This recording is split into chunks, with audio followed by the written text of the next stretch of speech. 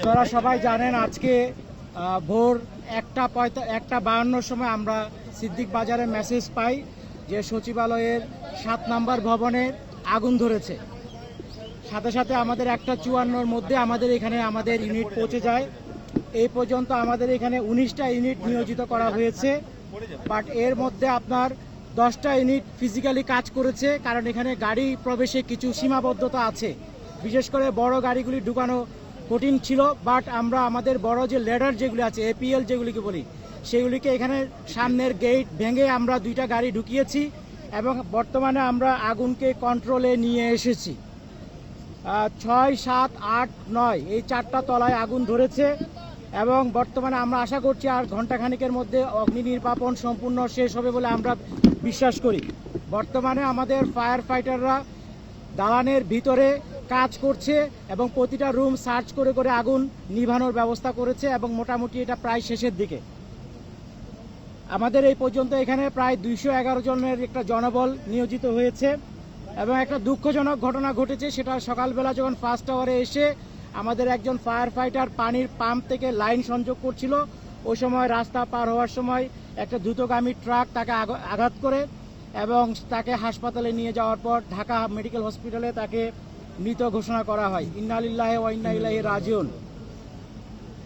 আর এখন পর্যন্ত আমাদের যতটুকু জানতে পেরেছি, এই ভবনে আভ্যন্তরীণ সম্পদ বিভাগ, আর্থিক প্রতিষ্ঠান বিভাগ, ডাক টেলিযোগাযোগ তথ্য প্রযুক্তি, শ্রম ও কর্মসংস্থান, যুব ও ক্রীড়া, স্থানীয় সরকার, পল্লী উন্নয়ন ও সমবায়, সড়ক পরিবহন সেতু বিভাগ রয়েছে।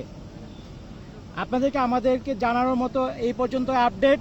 সম্পূর্ণ শেষ হওয়ার পর আপনাদেরকে ডিটেলস একটা আমরা আপডেট দিতে পারবো। সবাইকে অনেক অনেক ধন্যবাদ। পুরাটা পুড়ে গেছে কিনা আমাদের একটু পরে বলতে পারবো, বাট আমাদের বেশিরভাগই ক্ষতিগ্রস্ত হয়েছে। 6, 7, 8, 9ও আমাদের এখন কাজ চলছে, ফায়ার ফাইটাররা আগুন নিভানোর কাজ করছে।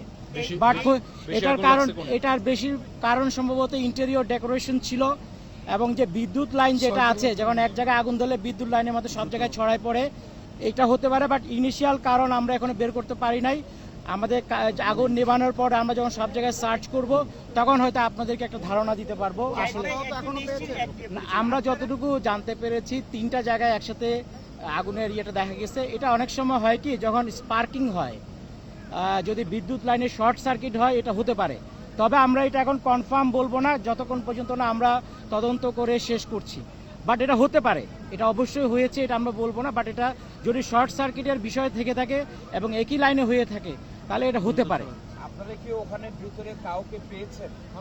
না, এখন পর্যন্ত শুধু একটা হতাহতের ঘটনা আপনাকে বলেছি যে সকালবেলা দুঃখজনকভাবে আমাদের একজন ভিতরে এখন পর্যন্ত আমরা পাই।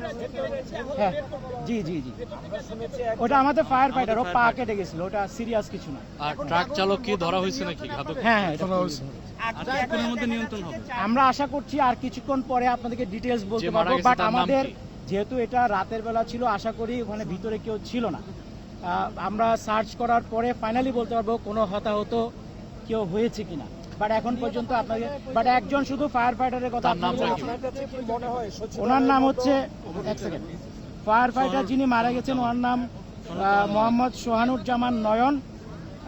সে আমাদের তেজগাঁওয়ে স্পেশাল টিমের সদস্য ছিল।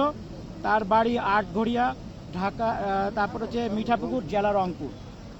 আর সে আমাদের এখানে চাকরি প্রায় 2 বছরের মতো, 2 থেকে 2.5 বছর। আমরা আশা করছি আর কিছুক্ষণ পরে আমরা আগুন কন্ট্রোলে।